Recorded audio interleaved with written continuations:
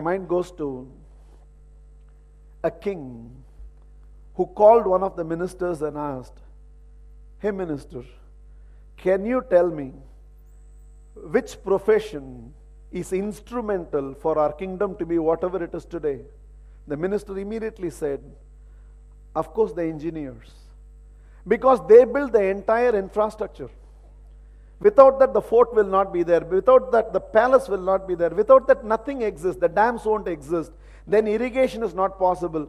Because the engineers contribute to the infrastructure of a kingdom, the engineers are the most contributive profession to what a kingdom is." And the king said, "Then spot the best engineer in the kingdom and get him. I want to award him." Immediately another minister got up and said, "But I believe it's the doctors. Because if the doctor was not there, you wouldn't have born. If the doctor was not there, that ailment of yours, you would have died long time back. It is the doctor who keeps the engineers themselves alive. I think it is the doctors." The king said, "You have a point. Find the best doctor in town and bring him, and I want to award him." Immediately another minister got up and said, "What are you saying? It's the soldiers. If the soldiers were not guarding the borders, your kingdom would have become somebody's kingdom long time back. You would have been a slave and not a king."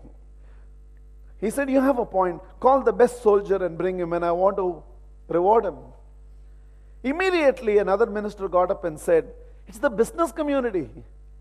Without Dabbu, all this does not work. If all this has to function, it's because of money. So it's the business community which contributes to what a nation is." You have a point. Call the best business. And like this, every minister suggested another profession, and the best in each category was brought. All of them aligned there inside the court. And the king turned towards the prime minister and asked, "What should I do?" And immediately the prime minister said, "I know finally you'll get confused and come to me. You wait." And the prime minister left the court. A little later, the prime minister walked back into the court with the old lady. The moment the old lady stepped in, the engineer got up, the doctor got up, the soldier got up, the business community got up, the ministers got up. And seeing everybody were standing, the king felt a little embarrassed to be sitting alone. He also got up. And it's only after he got up he realized the king need not stand at all. And yet in a moment he couldn't resist but ask this question. He looked at the prime minister and asked, "Who is this lady in whose presence all of us are standing?" And the prime minister replied, "She is the teacher who taught all of them."